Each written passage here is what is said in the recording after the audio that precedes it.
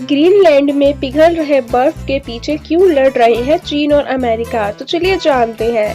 साल 1980 के बाद से दुनिया भर में बर्फबारी में तेजी से गिरावट आई है। इसका जिम्मेदार जलवायु परिवर्तन को माना गया है। पिछले कुछ दशकों से ग्लोबल वार्मिंग ने दुनिया भर के वैज्ञानिकों के सामने बहुत बड़ी चिंता खड़ी कर दी है। मौसम और तापमान में हो रहे बदलाव के कारण अंटार्कटिका में काफी तेजी से बर्फ पिघल रही है।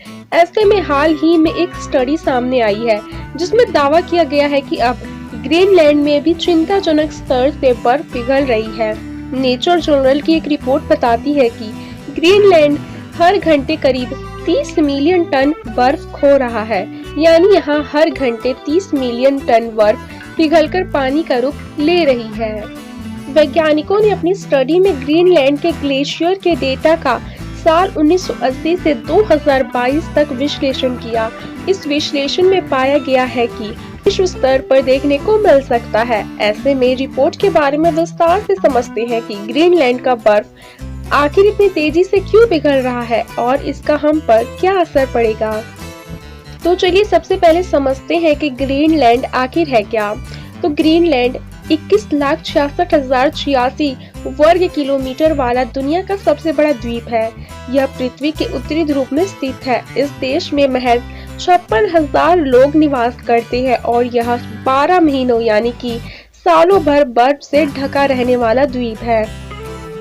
हालांकि पिछले कुछ सालों में यहाँ मौजूद बर्फ पिघलकर कम होती जा रही है। ग्रीनलैंड में कई बड़े बर्फीले पर्वत और ग्लेशियर हैं, जिनका पिघलना दुनिया के लिए खतरे की घंटी है। बर्फ के पिघलने के अन्य देशों पर क्या असर होगा, तो चलिए इसके बारे में भी जान लेते हैं। जियोफिजिकल रिसर्च लेटर्स के एक अध्ययन के अनुसार ग्रीनलैंड में तेजी से पिघल रही बर्फ के कारण समुद्र में जल स्तर बढ़ रहा है और अगर ध्रुवीय प्रदेशों में इसी रफ्तार से ग्लेशियर का पिघलना जारी रहा तो आने वाले कुछ सालों में समुद्र तट वाले कई देश डूबने के कगार पर पहुंच जाएंगे। तो चलिए अब हम ग्रीनलैंड के आसपास के देशों के बारे में जानते हैं। तो ग्रीनलैंड नॉर्थ पोल के बहुत करीब है। इसके एक तरफ अमेरिका, कनाडा जैसे देश है, तो वहीं दूसरी तरफ रूस, नॉर्वे और स्वीडन जैसे देश है। जब अमेरिका और सोवियत यूनियन के बीच एक कोल्ड वॉर चल रही थी तब अमेरिका ने यहीं पर ही अपना पहला मिलिट्री बेस बनाया था, लेकिन इस कोल्ड के खत्म होने के बाद इस जगह पर किसी ने ध्यान नहीं दिया। तो अब जानते हैं कि कितना बर्फ पिघल गया है। शोधकर्ताओं के मुताबिक पिछले 3 दशकों में ग्रीनलैंड का लगभग 28,707 वर्ग किलोमीटर बर्फ पिघल चुका है। यह पिघलता हुआ बर्फ ग्रीनलैंड में कुछ बर्फ और ग्लेशियर का लगभग 1.6% है। इसे और आसान भाषा में समझिए तो पिछले 3 दशकों में ग्रीनलैंड का जितना बर्फ पिघला है वह अल्बानिया देश के आकार के बराबर है। यहाँ अब कई ऐसे क्षेत्र हैं जहाँ कभी बर्फबारी हुआ करती थी, लेकिन उन्हीं क्षेत्रों में अब बंजर चट्टान और झाड़ियाँ उग चुकी है।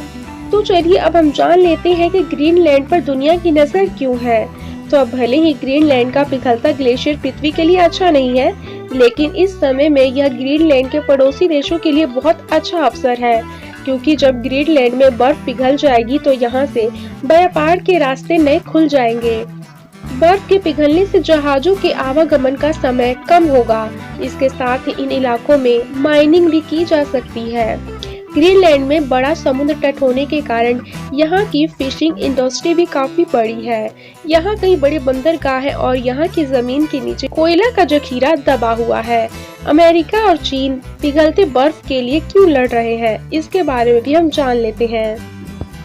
तो बताया जाता है कि ग्रीनलैंड में 17 तत्वों से मिलकर बना एक दुर्लभ खनिज पाया जाता है, जिसका इस्तेमाल इलेक्ट्रॉनिक्स और हथियार बनाने के लिए किया जाता है। इसके अलावा यूरेनियम का छठा सबसे ज्यादा भंडार भी ग्रीनलैंड पर ही है। तो वहीं ऑस्ट्रेलियाई कंपनी ग्रीनलैंड मिनरल्स को चीन का समर्थन हासिल है। वहीं दूसरी तरफ अमेरिका भी यहाँ निवेश करना चाहता है। अन्य देशों भी खनिज के लिए ग्रीनलैंड की ओर देख रहे हैं। ग्रीनलैंड कीमती खनिजों से लैस है, जिसका लाभ दुनिया में अमेरिका के प्रभुत्व को बढ़ाने के लिए किया जा सकता है।